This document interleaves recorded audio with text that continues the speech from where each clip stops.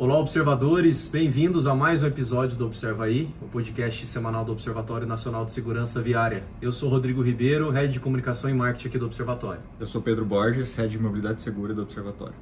E hoje com mais um convidado, agora Flávio Cataruzzi, que é inspetor da PRF. Gostaria de agradecer aqui a sua presença. Obrigado pessoal. Obrigado pessoal aí que nos assiste.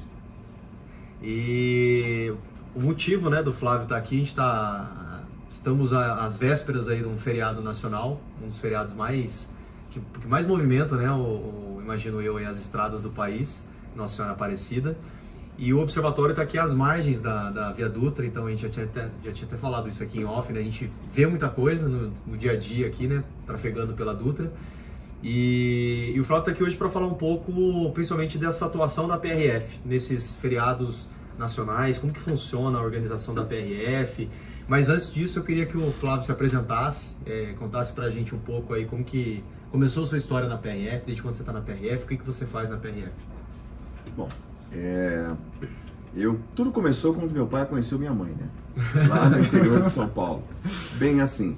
Bom, eu sou da turma de 2009 da Polícia Rodoviária Federal, entrei pelo estado do Mato Grosso, trabalhei um tempo na fronteira do Brasil com a Bolívia e desde 2014 eu trabalho na delegacia de São José do Rio Preto.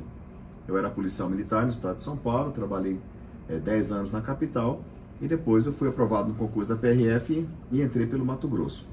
Hoje eu faço um monte de coisa legal na PRF. A vantagem da instituição é permitir que a gente possa se aprofundar naquilo que está dentro do nosso perfil. Então, eu pertenço à Comissão Nacional de Direitos Humanos, da PRF, trabalhamos com ações de resgate de trabalhadores em situação análoga à escravidão, trabalhamos com o projeto Mapear, que é um trabalho preventivo de combate à exploração sexual infantil. Eu pertenço ao grupo de educação para o trânsito, trabalho com palestras educativas, especialmente para adolescentes e crianças, e hoje eu estou a serviço da comunicação social da PRF. Estou a serviço do Núcleo de Comunicação Social de São Paulo e pertenço ao Sistema de Comunicação Social da PRF Nacional. Ah, legal. Já começou até a falar aí de outras frentes de atuação da PRF, que eu ia perguntar um pouco mais à frente. E assim, como que vocês se organizam para as operações, nessas operações, imagino que sejam especiais aí de feriados nacionais? Sim. A exemplo do 12 de outubro. Sim, existe todo um planejamento operacional que parte de Brasília, da nossa sede nacional, e vai desencadeando as ações nos estados. Hoje, nós conseguimos, com muita luta, inserir a operação da Romaria Basílica de Aparecida dentro do calendário de operações nacionais. A ponto de hoje, a Operação Romaria de Aparecida é uma das maiores operações nacionais de segurança viária da PRF. Conseguimos chegar no mesmo patamar de relevância da Operação do Círio de Nazaré, em Belém do Pará. Hoje nós conseguimos mobilizar mais de 100 policiais aqui para Presidente Dutra, no trecho das delegacias de São José dos Campos e Roseira, para poder proporcionar a segurança. Então nós analisamos com mapas de calor, analisando a concentração dos romeiros nos trechos de maior complexidade, maior crítica, os trechos mais críticos, para poder posicionar tanto as viaturas paradas quanto aquelas em ronda nos locais de maior risco aos romeiros, para podermos minimizar as consequências dos acidentes. Eu imagino que como é que está hoje, assim? Vocês conseguem fazer um comparativo, por exemplo, de anos anteriores para esse ano? Tem alguma coisa de diferente? Imagino que talvez a tecnologia acabe ajudando vocês também nessas operações. Como que funciona isso? Sim, nós temos um contador de pessoas semelhante àquele utilizado nas entradas de shoppings, para poder mensurar. O nosso último está lá no pedágio de Moreira César, para a gente poder mensurar mais ou menos o horário de chegada desses romeiros na Basílica. Nós estamos aproximadamente com mais de 10 mil pessoas que já chegaram à Basílica de Aparecida, mas nós temos já a mesma proporção ao longo do trecho. Você pode reparar aqui no trecho de São José dos Campos, hoje é dia 11, Hoje é dia 11, nós estamos mais com a mesma proporção caminhando ainda em direção à Basílica. trabalhamos com uma estimativa de 30 a 50 mil pessoas. O ano passado nós tivemos aproximadamente 29 mil peregrinos na Dutra e hoje, e assim, nós estamos vivendo um momento pós-pandemia. Isso que eu ia perguntar. Então nós temos aquelas pessoas porque nós interagimos com os romeiros e nós vemos as pessoas que estão peregrinando em gratidão por terem sobrevivido ao Covid, por terem tido alguém que ficou internado, foi entubado e sobreviveu. Então nós tivemos uma queda na peregrinação no período de pandemia, agora estamos tendo as consequências da pandemia, né? Então a tendência é que o movimento de peregrinação aumente. E é interessante que acontece uma situação, um movimento que não é somente pela fé, é mais por superação e reflexão. A peregrinação em direção ao Santuário de Aparecida está adquirindo o mesmo perfil da peregrinação a Santiago de Compostela, a peregrinação a Fátima.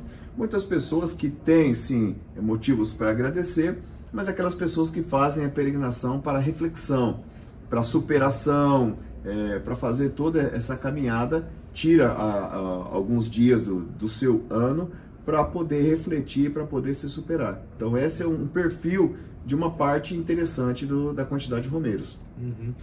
E o fluxo, não sei se existe essa tendência, ele é maior, por exemplo, São Paulo Aparecida do que Rio Aparecida, ou é bem distribuído? É bem maior a São Paulo Aparecida, né? A quantidade de pessoas que vêm no sentido sul, sentido Rio, São Paulo, é pequena. Tem também, mas é pequena. Inclusive a infraestrutura dos pontos de apoio de voluntários é pequena, se concentra mais no pessoal que vai São Paulo, Guarulhos para Aparecida. Eu pergunto porque a gente nós fazemos esse trajeto diariamente e a gente só vê o lado de cá, né? Uhum. Antes de Aparecida, a gente não vê de Aparecida para lá, então a gente não consegue visualizar esse público. E como é que é? Você citou aí das tendas de apoio, então como é que funciona essa relação da PRF com esses grupos que eu, por exemplo, eu não sei. Quem que organiza? Eu, por exemplo, eu posso chegar e montar uma tenda aqui nas margens da Via Dutra para colocar como um apoio? Existe alguma regra? Como é que funciona isso aí? Sim, veja na bem, prática. A Operação Santuário de Aparecida começou faz 2 meses de preparação. Então, é um trabalho educativo feito junto às paróquias, principalmente aquelas que já tradicionalmente mandam uma quantidade grande de peregrinos, para esclarecer o pessoal sobre algumas observações de segurança, que a gente vai falar daqui a pouco. Também para cadastrar os PAPs, os pontos de apoio ao peregrino, justamente para a gente ter um controle e poder orientar, fazer ali do ponto de apoio um ponto de orientação também. Nós trabalhamos com o cadastramento justamente para evitar com que as pessoas se posicionem no lado do mesmo sentido do fluxo, que é onde nós não queremos que eles fiquem.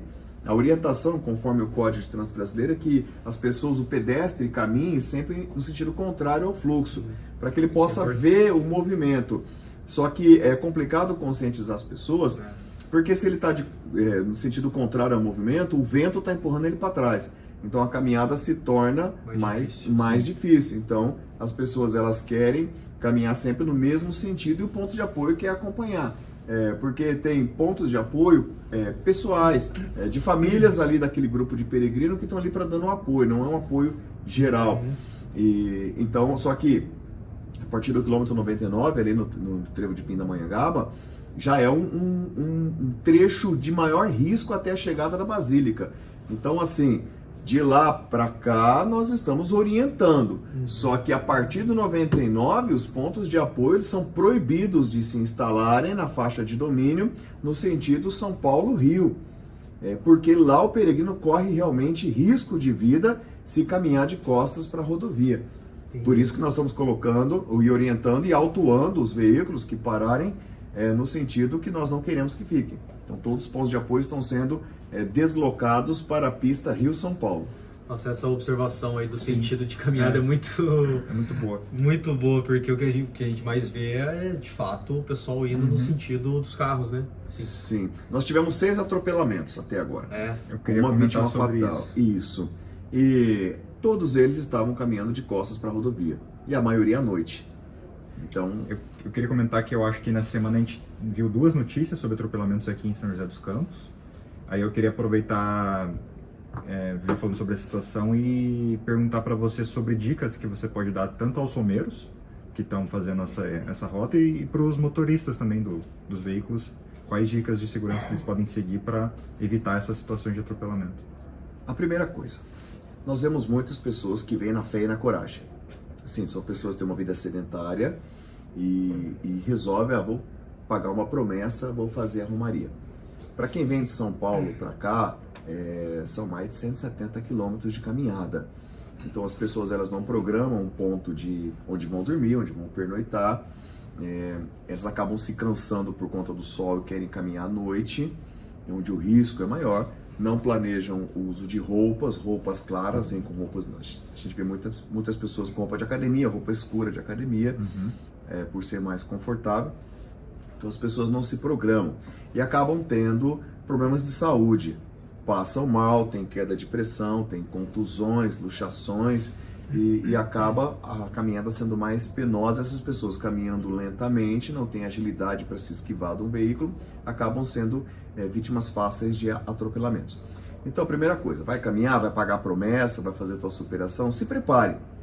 Prepare, faça um condicionamento físico antes, tal, para não vir com a cara e a coragem. Utilize roupas claras.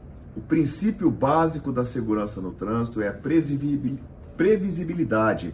Utilizando roupas claras, o motorista que vem para a rodovia consegue visualizar o peregrino a uma distância maior e aí poder desviar. O cérebro, ele vê o perigo, processa e devolve uma reação muscular.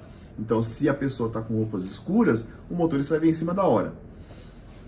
Outra observação, evitar caminhar à noite. À noite as pessoas estão cansadas, as pessoas estão voltando do trabalho, final de semana as pessoas infelizmente estão voltando embriagadas, as pessoas dirigem utilizando o celular, como o fluxo de movimentos é menor, a velocidade aumenta, por mais que tenha radar na Dutra. Então a pessoa olhando no celular a 120 km por hora, qualquer saída de 1 metro para o acostamento já acerta o peregrino e ali é fatal. Outra coisa, caminhe no sentido contrário. Porque veja bem, se você vê o carro se aproximando de você, o indivíduo está bêbado, está em zigue-zague ou está no celular, você pula para o mato. Consegue desviar, está atento. Se você está de costas, não tem como. Infelizmente o ser humano não tem espelho retrovisor traseiro. Então, essa é uma grande orientação e que as pessoas infelizmente não obedecem. Vai caminhar à noite, traz uma lanterna. Não é para caminhar à noite, mas se vai caminhar, traz uma lanterna. A pessoa não traz lanterna. Se hidrate, fica contando com ponto de apoio, mas em alguns trechos o ponto de apoio fica mais de 30 km de distância. Fica longe. A pessoa acaba se desidratando, passa mal, desmaia e cai para a rodovia. Então são todas as questões. Outro ponto sensível, ciclistas. O Código de Trânsito orienta o pedestre a caminhar no sentido contrário. E o ciclista também? Não. O ciclista deve pedalar sempre no mesmo sentido dos veículos. Porque, analisando a cinemática do trauma, nós percebemos que uma colisão traseira no sentido que está no mesmo vetor do automóvel, ela é menos grave do que uma colisão frontal com vetores opostos. Sim. Então, o risco do ciclista morrer numa colisão com o automóvel é menor se ele estiver no mesmo fluxo. As pessoas perguntam, o ciclista pode pedalar na rodovia? Pode, não é proibido. E a bicicleta elétrica, pode? Não. A bicicleta elétrica não pode. Ela se equipara a um ciclomotor, sentou e acelerou a ciclomotor. Não pode andar em via de trânsito rápido. Mas o ciclista pode? Pode. E a bicicleta elétrica? Não pode. Então, o ciclista, mesma orientação. Roupas claras, dispositivo luminoso na bicicleta, sempre bem equipado, com capacete de qualidade e sempre em fila indiana. Eu vou pedalar na rodovia. Vai aquele bando de ciclistas, um do lado do outro. E quem está mais próximo da faixa de rolamento é o que mais se expõe. E quando eles acabam ocupando toda a faixa de rolamento, às vezes acabam até atrapalhando uma faixa de aceleração, desaceleração, que atrapalha bastante também a faixa fluxo, de né? aceleração e desaceleração, os acessos ao perímetro urbano da cidade são assim, o calcanhar de Aquiles da peregrinação. Porque São muitas vários vezes... pontos de conflito, né? Exatamente, o pedestre, o ciclista, está atravessando, fazendo um cruzamento, ali não tem como você fazer uma canalização através de cones, não dá. O motorista já sai da rodovia no trânsito rápido, ele não reduz. Então, ou seja, não usa o objetivo de desacelerar. Ele já entra com a mesma velocidade e ali ele vai pegar o pedestre. Então, nós tivemos casos de atropelamentos nessas faixas. Então, isso... E se tiver à noite? Se tiver com roupa escura? Pior ainda. Caramba. Ótimas dicas. E você comentou que a operação, vamos dizer assim, ela se iniciou mais ou menos há 2 meses atrás. Sim.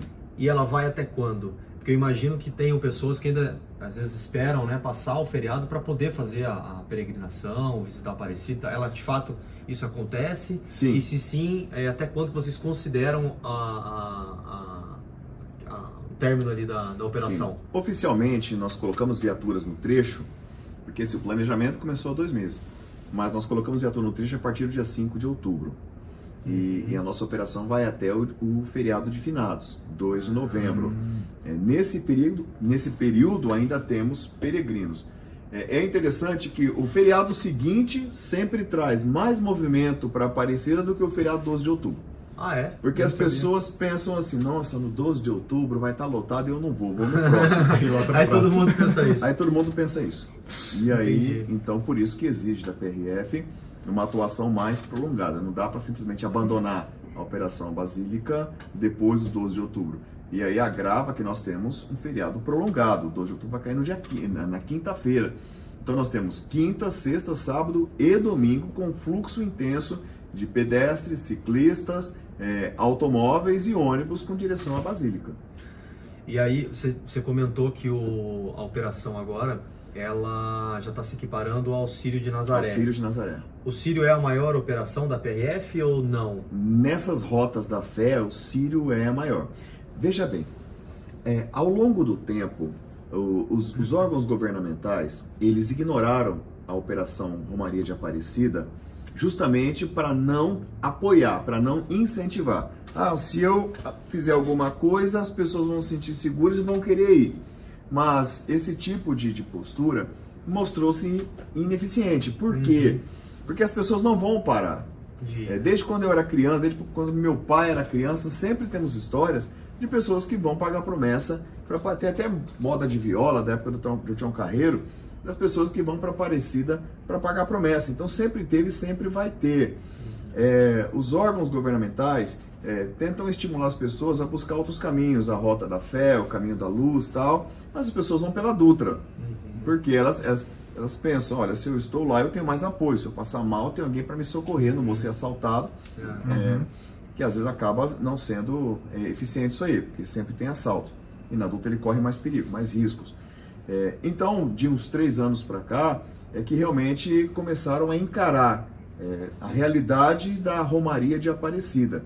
Então, a partir de lá que começaram a se concentrar os esforços para proporcionar segurança aos peregrinos. E cada ano tem uma coisa legal diferente. Então, esse ano, ali no trecho de Pinda, nós temos, o Exército colaborou com a ponte, porque tem uma ponte provisória ali, porque é um trecho que não tem acostamento. O peregrino ele divide a faixa de rolamento com os automóveis.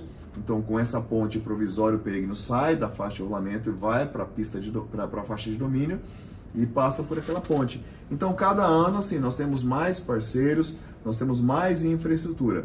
Qual é o cenário ideal? Que no futuro, que seja um futuro próximo, nós tenhamos um caminho na faixa de domínio, totalmente fora de pista de rolamento e acostamento, para o peregrino fazer toda a sua romaria sem se expor aos acidentes. Aí é um sonho, hein? Sonho dos peregrinos.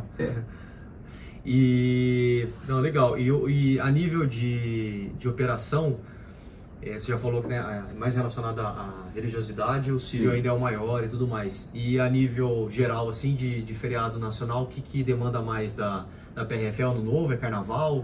Olha, o Carnaval sempre suscita principal. preocupação, principalmente por conta dos bailes de Carnaval. Perfil, né? Do perfil do feriado. O Carnaval sempre é um feriado prolongado. Então, esse é o grande problema, né? Sempre a terça-feira de Carnaval. Então, todo ano exige atenção nossa. As festas, o período de férias escolares, né? Nós tínhamos a Operação Rodovida, que começa no começo de dezembro e vai até o final das férias escolares, que concentra grandes ações justamente para atuar em cima dessas condutas, desse período onde as pessoas elas são levadas a cometerem imprudências. Então a PRF, na comunicação social, toda vez que inicia um feriado, a imprensa pergunta quais são as orientações, qual é o planejamento da PRF para essa operação. E a gente sempre tem que ficar trazendo uma coisa nova. Mas basicamente é o mesmo pacote. Sim. É o mesmo perfil de condutas imprudentes que levam aos acidentes. Então vamos lá, vamos enquadrar. Por que as pessoas morrem? A gente tem que analisar porque as pessoas morrem para poder trabalhar para evitar que elas morram. Elas morrem por conta de condutas imprudentes. Se a gente for pegar lá as estatísticas de acidentes, 75% de acidentes provocados por falhas humanas. Os outros 25% você divide em falhas mecânicas, condições das vias, condições do tempo, mas vamos pegar as falhas humanas. Imperícia, imprudência e negligência. Para vocês terem uma ideia, por mais que a gente fale, cinto de segurança salva vidas, 45% das vítimas de acidente de trânsito não usavam cinto de segurança. Vamos fiscalizar no feriado? Tá lá. Metade do povo não usa cinto de segurança no banco traseiro. E a gente sabe que o passageiro do banco traseiro, no caso de uma colisão, ele pode matar todos os ocupantes do veículo. Criança não pode ficar na cadeirinha. Mas acontece uma coisa interessante, não pode ficar fora da cadeirinha. Os pais, eles são acostumados a transitar com o bebê dentro da cidade, sai de casa, vai para a escolinha, para vovó e tal, e pega a criança dormindo, a criança vai dormir no banco de trás do carro, fora do bebê conforto. O moleque vai crescendo, não está habituado a sentar na cadeirinha. Aí eu vou fazer a viagem para visitar o meu compadre que mora a 100 km de distância, com 10 km de viagem, o moleque não quer mais ficar na cadeirinha, porque incomoda, não quer ficar preso, quer ficar em pé na janela e tal, e aí coloca em risco. Embriaguez ao volante, não pode dirigir depois de beber. Mas o Brasil, a bebida alcoólica, ela é cultural. Em batizado de criança, churrasco de batizado de criança, não tem nada a ver com bebida alcoólica. Vamos lá, o pessoal faz churrasco e bebe. Então, é muito comum ainda, falta essa conscientização do brasileiro. Por mais que a multa por embriaguez suspenda a habilitação por 1 ano, vai pagar multa de quase 3 mil reais, mas ainda não é o suficiente para convencer o brasileiro a não beber depois de dirigir. Excesso de velocidade. Nós falamos, planeja a tua viagem, sai mais cedo, na volta do feriado, vai voltar no domingo, almoça e já vem mais cedo para evitar os horários de pico, para evitar aborrecimento. Não, o indivíduo fica até 5 horas da tarde, participa do churrasco da tarde, bebe e volta. Celular... Cansado, horário ruim. Cansado, horário ruim. Criança chorando que não quer ficar na cadeirinha. A esposa aborrecida. Discutir, interromper o celular. A gente fala, não pode. Entenda que a fonte de recebimento de informações do sistema nervoso são os nossos olhos e ouvidos. E o nariz também, mas no carro não interfere muito. São os olhos e ouvidos. Então, se você ficar com a sua visão totalmente voltada para a faixa de rolamento, para o trânsito, as estatísticas, os estudos mostram que o cérebro leva 3/4 de segundo para contabilizar a informação. Então, você vê o perigo e o cérebro vai ficar pensando, o tic-tac fica lá, remoendo um com o outro, falando, o que aconteceu? Aí, até processar essa informação e devolver para uma reação muscular. Ou eu vou frear, eu vou desviar, vou fechar os olhos, vou cobrir a cabeça, vou pular do carro, não sei. Mas se está no celular, não existe esse tempo. É um processo. Quando vê, bateu. Quando vê, atropelou. Quando vê, saiu da rodovia. Quando vê, bateu numa árvore. Então, o celular ainda é um grande inimigo. Moto no corredor. Deixar de guardar a distância lateral de segurança. Moto no corredor. O indivíduo, ele vê... Conhece a lei de Murphy do trânsito? Sempre a faixa do lado está andando mais rápido do que a sua. Abriu uma brecha na faixa do lado, o que o indivíduo faz? Faz a transposição de faixa sem ver. E o motociclista, que já vem numa velocidade bem acima do fluxo do veículo, vai colidir, vai bater, vai se acidentar, vai morrer e por aí vai. Então entenda que o hábito de desrespeitar as observações de segurança está institucionalizado no comportamento do nosso motorista brasileiro. Esse aí é o grande desafio para você poder planejar uma operação para reduzir a acidentalidade na iminência de um novo feriado. Muito bom. Tem alguma pergunta mais, Pedrão? Não. O Flávio foi além aí. Bem enriquecedora a sua participação aqui. A gente vai virar um pouquinho a chave, trazer um pouco aqui da agenda do Observatório. Sim. Três avisos rápidos aqui só, pedir para que você continue com a gente. Perfeito. Então, lembrando aí aos observadores certificados, aos mais de 500 observadores certificados, a gente lançou na segunda-feira a plataforma Clube, que é uma plataforma de engajamento e ramificação. A gente tem um grupo de observadores, são profissionais que foram qualificados para serem observadores certificados aqui pelo Observatório, profissionais que já atuam com segurança viária, então de diversas áreas de atuação, e são braços aí do Observatório pelo Brasil todo, até inclusive fora do país.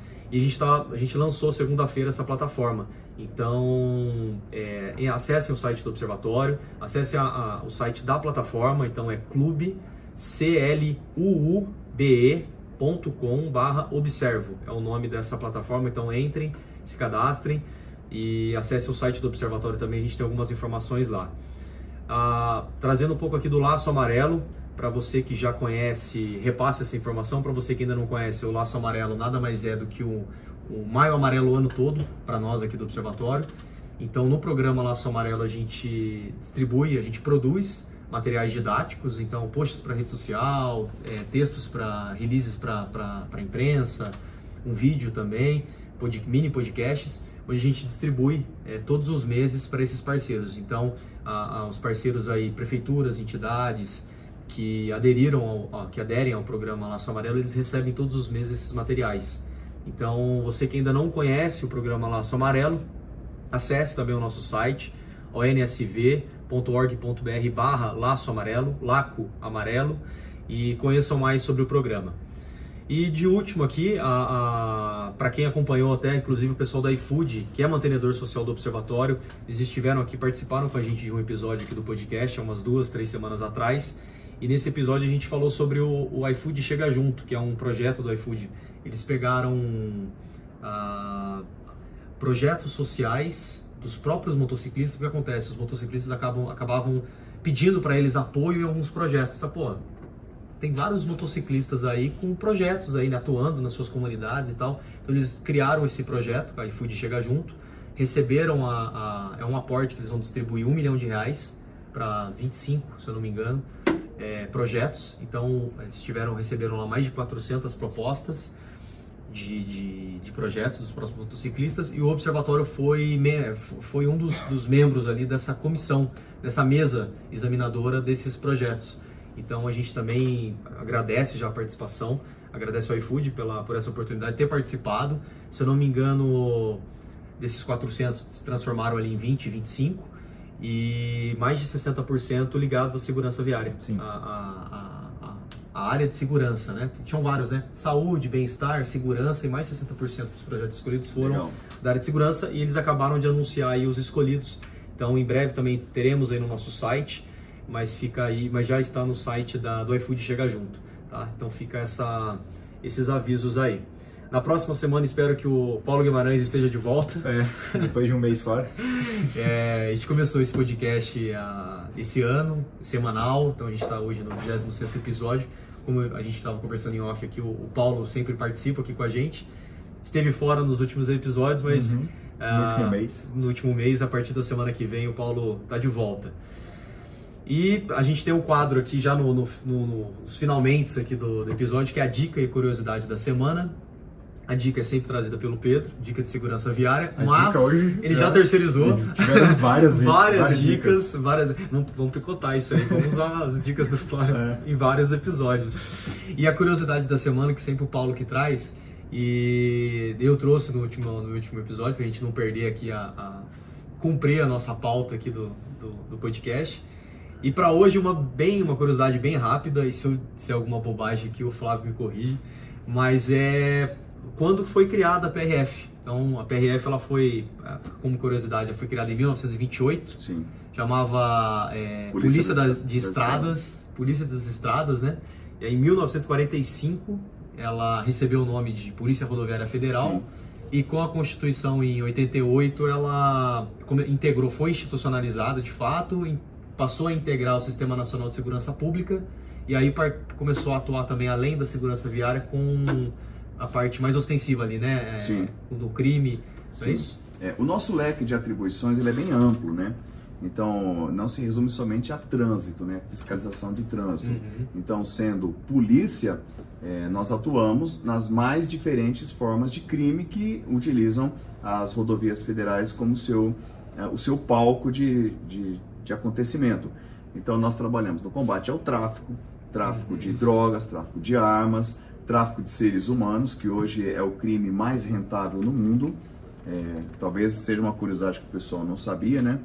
O tráfico de seres humanos, principalmente nesse eixo Brasil-Estados Unidos, porque trabalha com sonhos, né? Interfere em sonhos. Trabalhamos também no contrabando de seres humanos, que é uma outra vertente do tráfico, de movimentação de pessoas no Brasil. Trabalhamos no combate aos crimes de descaminho, de tantas outras formas. Trabalhamos na parte educativa, de educação para o trânsito, na parte social também, de prevenção à exploração sexual infantil. Trabalhamos na repressão em parceria com os auditores do trabalho, Ministério Público do Trabalho, na repressão à situação de trabalho análogo à escravidão. Participei já de várias operações e assim, é muito triste que a escravidão ela foi abolida no Brasil em 1888, mas ela ainda existe, é uma realidade que acontece, pessoas muitas vezes são mantidas em cativeiro, a semelhança dos escravos africanos, então a PRF está muito parceira dentro dessa movimentação. Muito legal, então fica um baita complemento aí para curiosidade. E então é isso, a PRF está prestes aí daqui 5 anos a completar 100 anos, 100 anos. Então quase uma instituição centenária aí. Sim. Então aproveitar, te agradecer pela sua participação, o pronto atendimento, nos atendeu super rápido aí ao pedido e deixar para as considerações finais. Perfeito. Bom, eu agradeço a oportunidade. Na condição de educador de trânsito, eu não posso perder a oportunidade de levar a nossa mensagem educativa para todos os motoristas.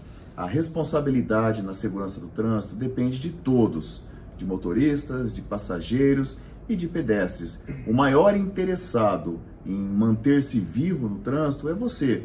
O maior interessado em preservar a vida da sua família, da sua esposa, do seu marido, dos seus filhos, é você mesmo. Então observe, saia daquela rotina de fazer a mesma coisa. Observe, pare e reflita. Talvez até hoje você não tenha se envolvido em um acidente, mesmo mantendo as mesmas condutas equivocadas e imprudentes. As pessoas que morreram no trânsito também tinham o mesmo pensamento que você tem. Então não importa o que você faça, se você dirige utilizando o celular, se você tem o hábito de dirigir depois de beber, se você não coloca teus filhos na cadeirinha, não presta atenção se os teus passageiros estão com o cinto de segurança, para enquanto é tempo. As pessoas que morreram também falavam que acontece com os outros menos comigo. Então se você pensa que acidente acontece com os outros menos com você, pare e reflita, compartilhe esse podcast, manda para aquele teu amigo, aquele teu parente que ainda costuma sair bêbado da balada dirigindo. Para enquanto é tempo. As vítimas de trânsito não tiveram a segunda chance e o trânsito não dá a segunda chance. Pense nisso. Isso aí, muito bom. Valeu, obrigado, Flávio. Valeu, eu agradeço. Valeu. Eu gostaria de agradecer, além do Flávio aqui, toda a nossa rede, aos mantenedores sociais do Observatório, a Abraciclo, a Anfávia, CNT, Senat ITL, a Gol Plus, a Gringo, a iFood, Ipiranga, Mobilidade Estadão, Raizen, Uber, Veloy Vibra, aos mais de 530 observadores certificados, a todas as empresas, prefeituras e entidades Laço Amarelo, as que aderiram ao Educa e a todas as instituições que mantêm cooperações técnicas aqui com o Observatório. Valeu, pessoal, até o próximo episódio. Valeu, galera. Até o próximo. Valeu, pessoal. Valeu.